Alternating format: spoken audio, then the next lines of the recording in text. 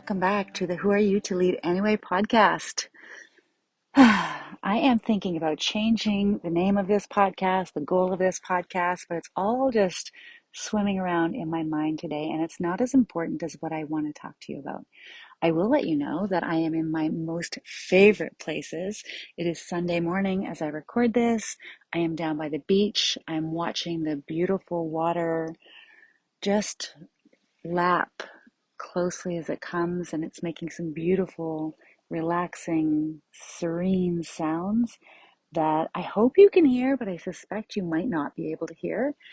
I'm sitting on a piece of wood that's been here for a really, really long time.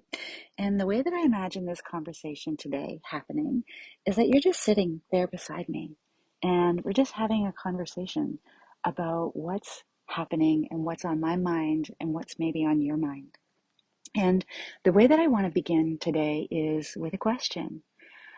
And the question is this: have you ever felt a heaviness that made you forget how strong you were? A shadow that dimmed your inner light? Today I want to dive into a quote that really struck a deep chord within me. I'm reading this book called Sovereign, and it's only a few pages into the book, and I can only imagine what I'll learn by the end of it. But here's what I want to talk to you about. Shame makes you forget how powerful you really are. Now, this is a book by Emma Seppala. I hope I'm saying her name correctly. But it's a really important quote, and I've been thinking about it. I was having a conversation with my husband about it, and I want to have a conversation with you about it.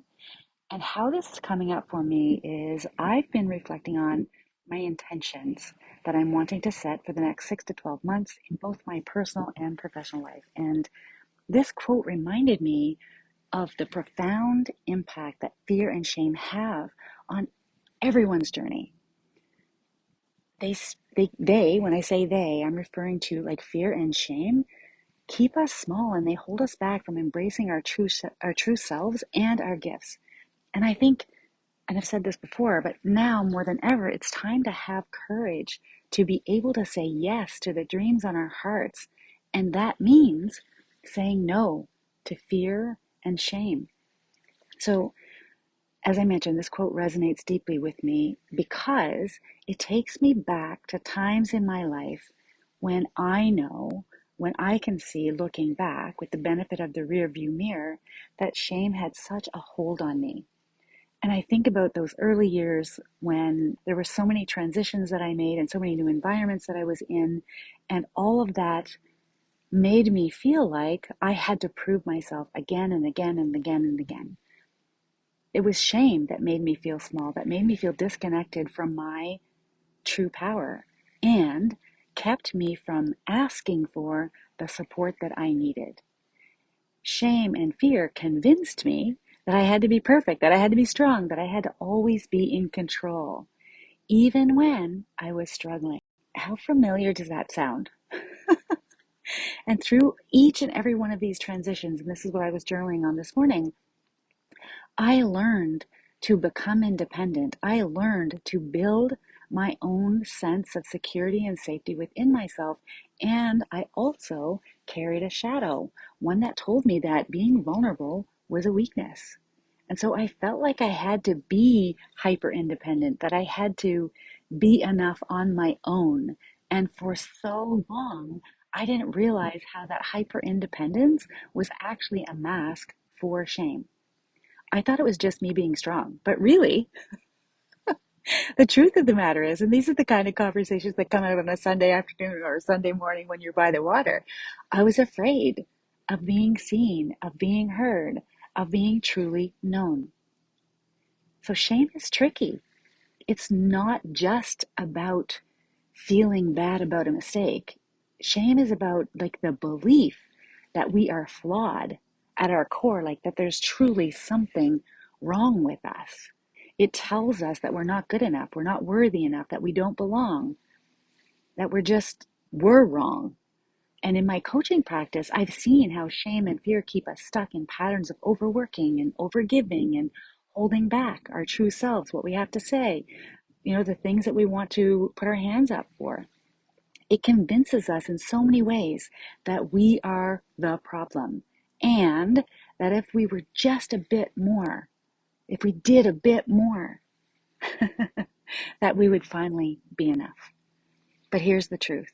Shame makes us forget how powerful we really are.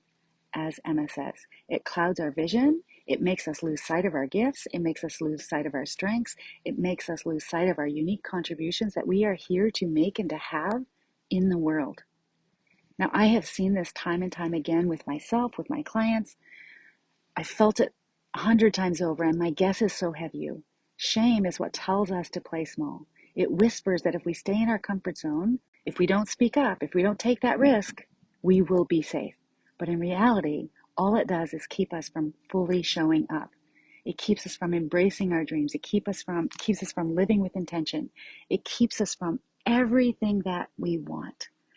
And if we want to build something more than a life based on fear and shame, unless and until we deal with the fear and shame, all we're building is a house of cards.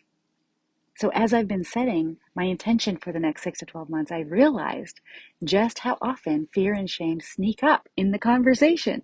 They try to steer me away from saying yes to what my heart truly desires.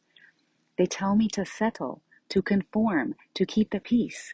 But I know now more than ever that being who we are truly, authentically, is what the world needs. And that means choosing courage over comfort. It means saying yes to our dreams and no to the voice of fear and shame. That also brings friends, right? Fear and shame bring friends. So how do we reclaim our power? Now, I know I've done episodes on this before, but again, it starts with self-awareness. Unless we are aware of what we are thinking and what we are doing from a conscious place, we cannot make another choice. And so recognizing those moments when shame tries to take the wheel, in my own life, I found practices like breath work and meditation and mindfulness and pausing and just taking a breath and sitting with myself and just asking myself, what am I thinking right now? Or what am I feeling right now? Even getting in touch with my feelings has been so transformative. All of those tools are ways to release the toxic energy that shame carries and to fill that space with something nourishing, something true, something more valuable instead. And so I'm also working on reframing the stories I tell myself. I just did a podcast episode about walking outside of your story. And as a human, those stories keep getting told. Other people tell them, they wrap you inside of them, and all of a sudden you're there. And so we have to realize and recognize from a conscious place where we are and where we're choosing to be. And so instead of letting shame dictate my worth, I'm reminding myself of my values, my strengths, and the unique gifts that I bring into the world. And I encourage my clients and you to do the same, to interrupt those cycles of when we're sabotaging ourselves and telling ourselves stories that won't serve us, and instead to create new narratives that reflect your power, your true, authentic power. Now, I'll tell you, because we're just sitting here on the log, a big part of this journey is leaning in and becoming your own best friend. Now, several months ago now, I took a social media break, and I realized in that it was a 2-week break. And I realized that while I am a great friend to others, and that is like hand on heart, I believe that to be true, and my friends would say that as well, I wasn't being a very good friend to myself. I'm just going to pause. I wasn't being a very good friend to myself. And I see this with my clients all the time. Like, just think about the last time you made a mistake. And just think about how you talk to yourself when you made that mistake. And if it's useful, like, write that out on a piece of paper for yourself so you can see it. Because this is where you can see how your thoughts become things when you do this sort of exercise. And then imagine if a friend came to you with exactly the same sort of mistake. What would you tell them? It would be incredibly different. I know it would be, because I've heard it hundreds and hundreds of times. People would treat their friend way better than they would treat themselves. So this is about thinking about how you treat yourself. So I wasn't being a good friend to myself. It made me reflect on how I treated my friends, specifically with kindness. with encouragement, with grace, with love, with forgiveness, with openness. And then I had to ask myself, what would it look like if I extended that same love to myself? Self-love is about honoring our own desires, our own dreams, even when, or even if, shame tells us they're too big, they're too bold, they're too much. Other people can't handle them. And that's about setting boundaries and saying no when something doesn't align with your value and saying yes to what lights you up. It's not easy, but it's essential for reclaiming our power and for stepping into who we're meant to be here in this lifetime. Now, freedom, I love to think about this. Freedom from shame is not about ignoring or pretending it doesn't exist. It's not. It's about acknowledging it. It's about understanding it.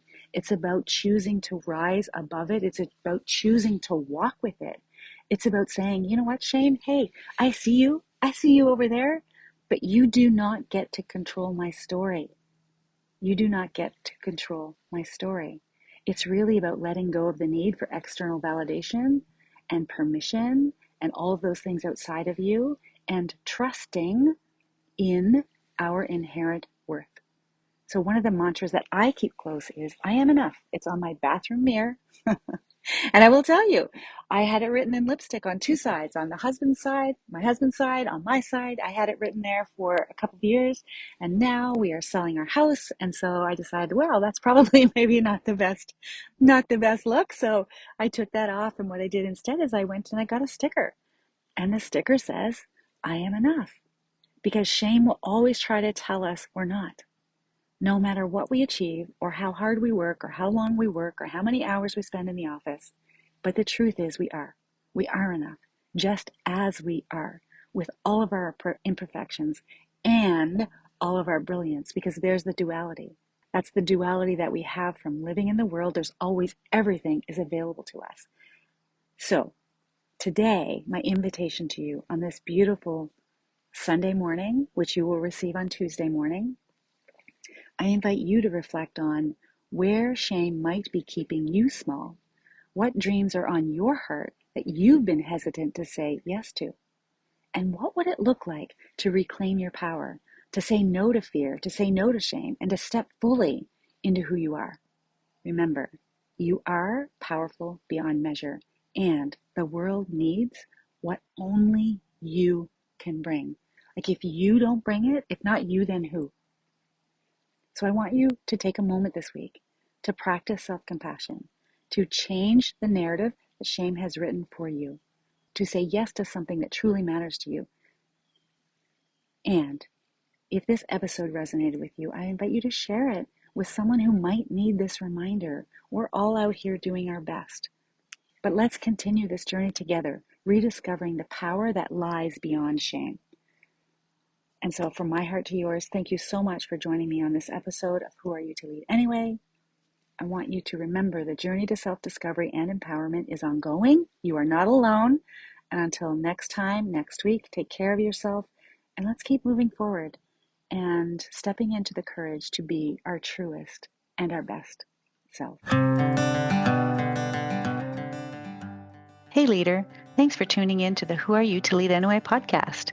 I hope today's episode inspired you to embrace your authentic leadership journey. I want to invite you to join my mailing list at www.cynthiajamesoncoach.ca and claim your copy of Your Inner Compass, a guide to charting your course to authenticity. This guide will help you understand what truly matters most to you. My vision is to empower individuals to live and lead lives in harmony with their core values, become catalysts for positive change, and navigate transitions, all while fostering connection and belonging in the world. Lastly, your feedback shapes this show, so I would be honored if you would subscribe, rate, and review. Thank you so much for being a part of this community dedicated to authentic leadership. Together, let's make a meaningful difference in this world.